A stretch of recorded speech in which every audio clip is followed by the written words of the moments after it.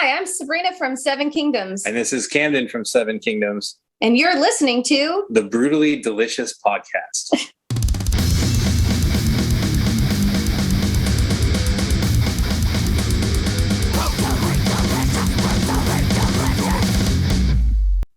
How are you, my friends? Hey, Good. how you doing? Are you? Good. How's it going? Oh, another day in paradise.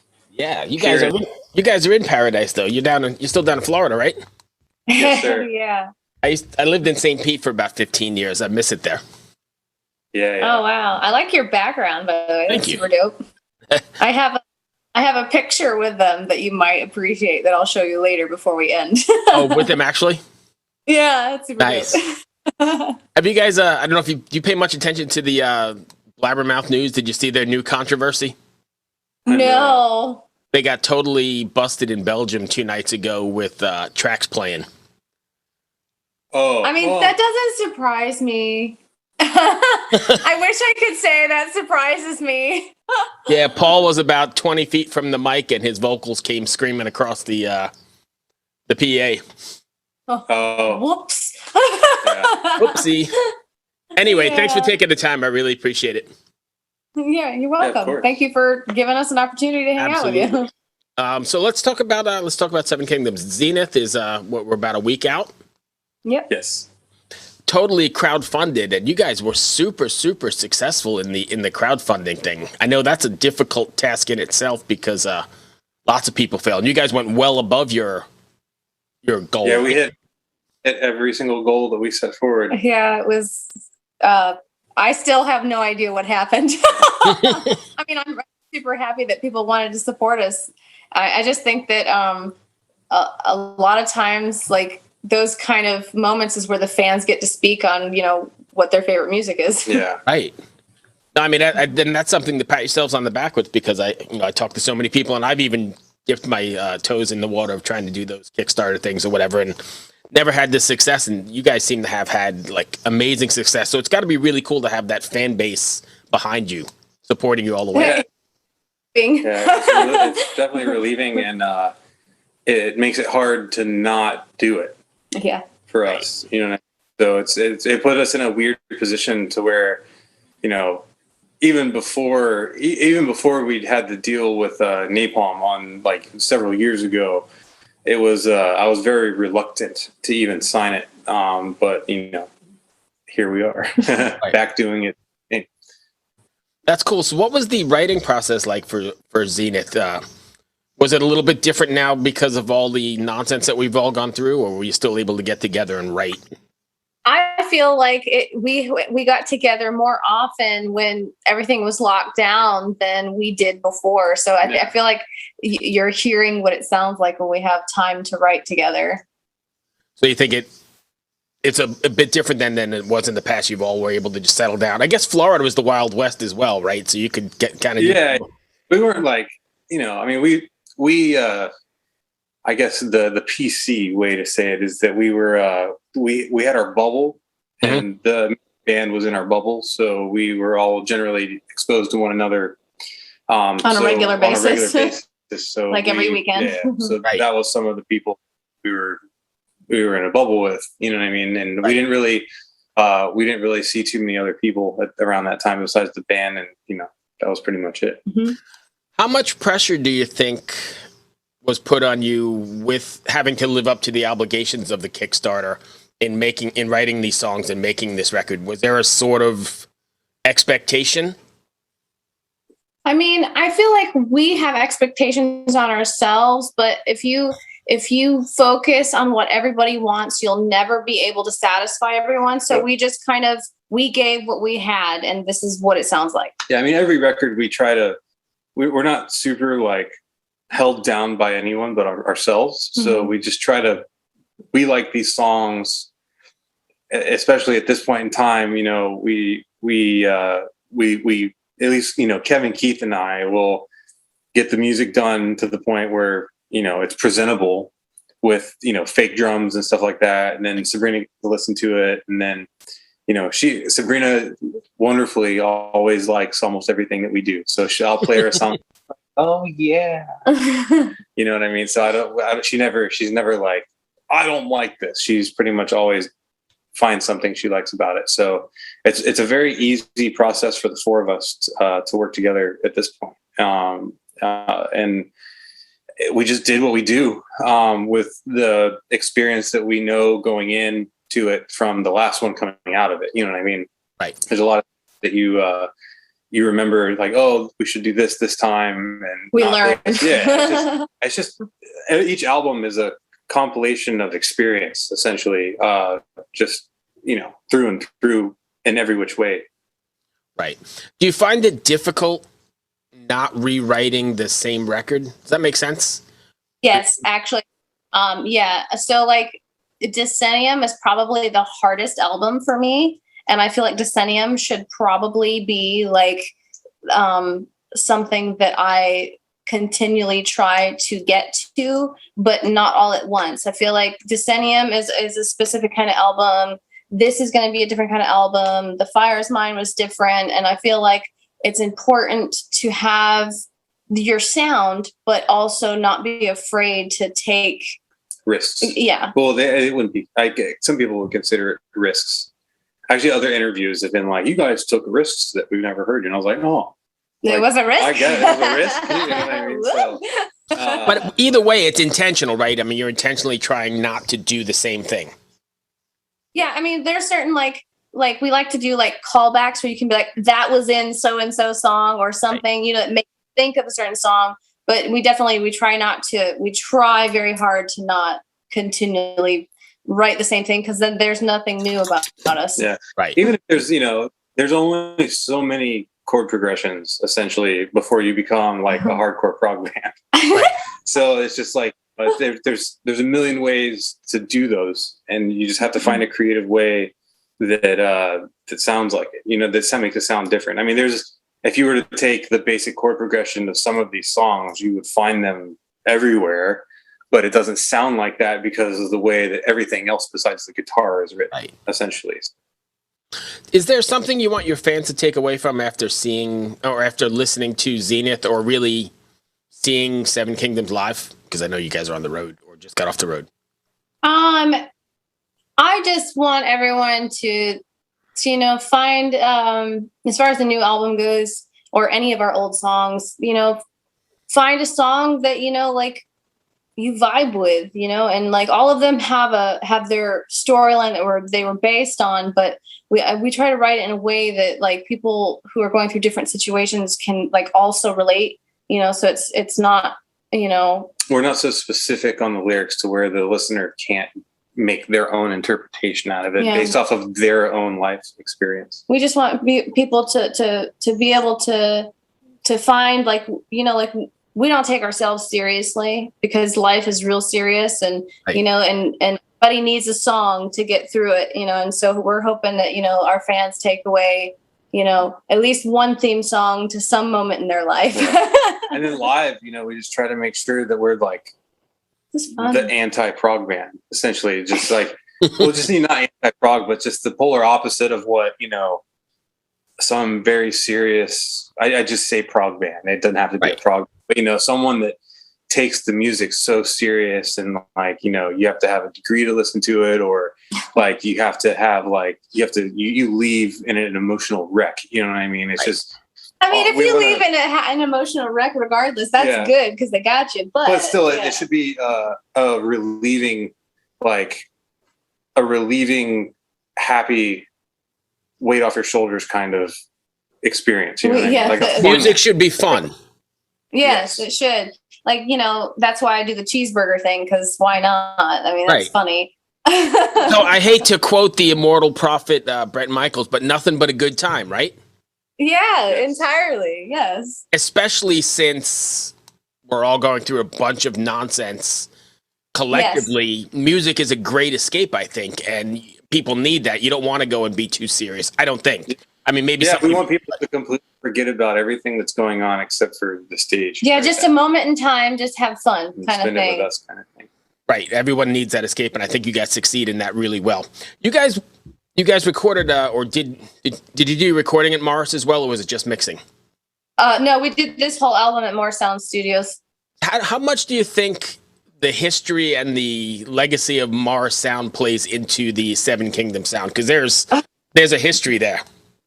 So I have to say that I love that the Morrisound history has ingrained itself into Seven Kingdoms, because like when you go to Morrisound and you record music there, they care. Like Jim is like very like, if you want me to help you make it be the best thing, I'm gonna throw ideas at you, and me and Jim just like.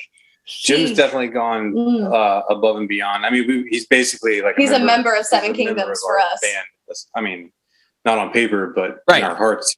You know what I mean? He's somebody that like when I'm in the studio, like the best thing about me and Jim's relationship is Jim says, you know, you should do something like this. And I'm like, okay. And then I do something like that. And then he's like, yeah, that was great. You know, like that's our relationship, you know, it's like, or he'll, bouncing ideas off each other. And then I'll come at him like, Jim, this might sound completely weird, but let's try this. You know, like we have this, like, he has a gift for just working with people. And he is, if you don't have a good time with Jim Morris, you're trying. You're trying to. You're trying right. Because he is one of the most genuine, like I call him dad, because I think he's, he's definitely been he's top notch to me. I've never seen the newer version of Mars Sound. I remember the old version. I've been there a few times, and those are hallowed halls. So you guys are amongst some of the greats in the metal world, right? Yeah, if you watch Water Dance or Diamond Handed, you can see More Sound, the new one. Yeah, that's the new one. Yeah, it's pretty wild. I've seen some pictures from some of your Instagram shots or whatever. Somewhere along the way, I've seen them. It's beautiful. It looks like you're in a submarine. Really? Is it pretty close to where it was last time? Yeah, it's kind of. Yeah. I don't know, probably no more than 5 miles, maybe. Oh, okay. Interesting. So what? Seminole. Yeah, it looks like a really nice room.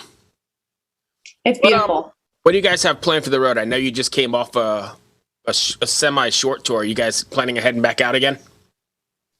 We were scheduled to go back out on tour with some undisclosed bands in October, but that got postponed until I believe April and May next year. Okay. So right now we're just waiting on the details and the confirmation for that. But I believe from what our agent says, it's going to happen. So we're just waiting for that. I mean, we just got off all of these tours, and I mean, Unleash the Archers, the 2 rounds were good. Were very, very good.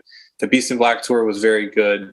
I just did TM work for Hypocrisy and did that tour with them. And basically the end of the Beast in Black, into the Hypocrisy stuff, there's so many bands out on the road right now that you're seeing people not have enough money to go. Right. And seeing that, especially in like death metal. Yeah, they really have to choose. So many tours going on right now that, like, it's essentially the Wild West again. It's you're not able to even have an educated guess on how many people come, because it could be a fluke one day and then everybody shows up and vice versa. So I'm kind of glad that we're going to take the fall off, even though the record's coming out right now. We should be touring. It'll give time to people to marinate with it. I think by the time we end up on tour, people will have digested Zenith already and will be really hungry to see it. So I'm kind of glad. It's like a reaction. It's like people don't have shows, so then they're really excited, right. And that peak, then it goes straight down. And I think we're on the way to the very bottom right now. I mean, to be fair, everybody got to make money too, right? They got to get out there. They've been cooped up for 2 years. Yeah. I think a lot of that money's already been spent. So I think a lot of people need to basically just be at home, hopefully for the fall, and just I think maybe by the end of next year, it's summertime, you'll start seeing a more consistent, right. It's not every tour. When we were in Spain, the one thing that we learned is that over there, a lot like the age bracket to work, you get cut off. And so when we were over there, I learned that sometimes those people had to save all year to buy one ticket. And, then they couldn't even buy the merch when they got there. So like you see people literally at the merch table, like I paid for the ticket and I'm here to see this band, but now I like this band. And like, they're like literally going through the, so right. It's just like, I believe that if money wasn't an object, people would be like blowing up every single night, Sure. and that's the thing that we're seeing is that, you know, people apologize for not being able to spend money, you know, at your merch table, and it's just kind of like, you know, we have merch stores for a reason. If you can't buy it here, you can buy it from us later, you know. So it's like one of those things that, like, it's sad when someone apologizes for not being able to do more. Right. But I guess when gas is $6 a gallon or whatever it is, and you've traveled to see your favorite band and spent the money for the ticket, there's very little left. So Yeah. everyone's in this predicament. Even on the band side, I mean, just like the on the road, our merch prices went up because it's the only way we can pay for the afford the gas, and everything else is a little more expensive, you know, post COVID. Right. So I think all of that, I'm hoping all of that evens out, you know, a little bit, just because I would like to think it can't stay like this kind of things. So, I mean, I've seen, you know, $4 or $5 a gallon stuff before, then it comes down, it comes up, then it comes down. Mm-hmm. But I mean, I think we're just nationwide, not even just the music industry, just everything. There's a weird kind of supply and demand kind of thing going on, just trying to even out because of what happened in the last 2 years. Right.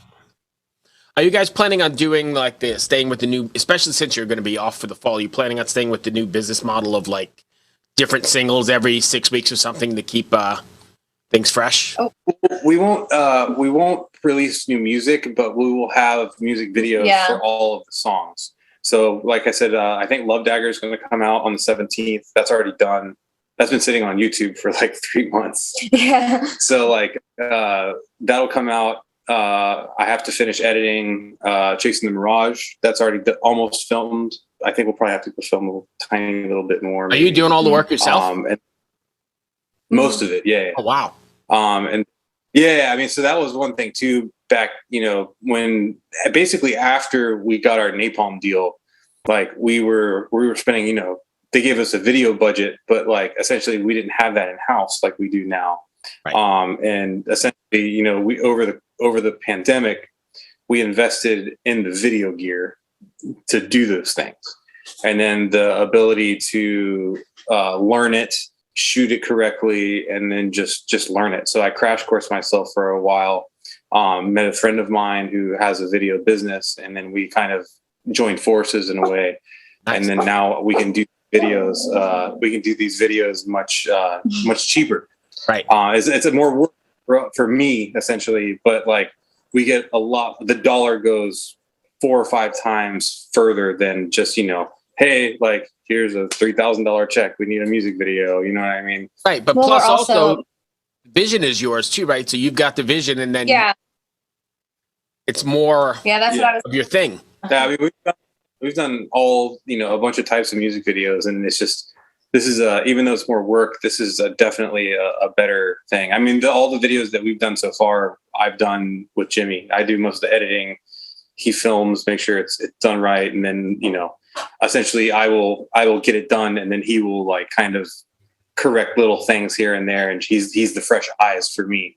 He's the senior guy, you know what I mean? Right. But I do all of like the hits, and he says, hey, you know, this will make it look cleaner, tighter, and just kind of finesses it essentially before we go out. Mm-hmm. So it's been a really good way for us to make sure we have a ton of video content. I mean, we haven't had a bunch in the last couple of months because I've been gone, but I mean, like I said, we're pretty much now into the end of next week. Like we're going to go completely nuts, just getting just content for the publicists and stuff like that, just so they can share. And we also are doing Twitches every once in a while. Like Twitch has become a big thing too. Yes, we do a lot of like Kevin and Camden like to work out together. Then we'll do we call it the cream stream when Keith is here because he's the drummer and he likes milk, and that became a thing. That's ridiculous. And then I'm the whatever gets queen. People listening, right, or watching.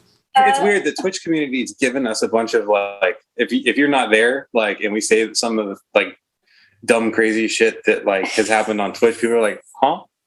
But then like, you know, it's there's a lot of like inside jokes and funny things that have happened on Twitch. It's definitely its own community, but I mean, we were able to actually Grant from Alicia Archers kind of got us into Twitch, and they basically like shoved us into our Twitch life, and then we found a lot of fans. We immediately had a fan base basically by the second time we went out on tour. Yeah, just from Yeah, it was crazy. I've never experienced anything like it. So I mean, that's actually able to kind of that adds a revenue stream for us at this point, kind of right off the bat, which was wild. Like every time we get a Twitch deposit, we're like, I mean, it's either, it's not a ton of money right now, but like, it's just like we did nothing besides just hang out and like there's Right. money, what I mean, which is wild.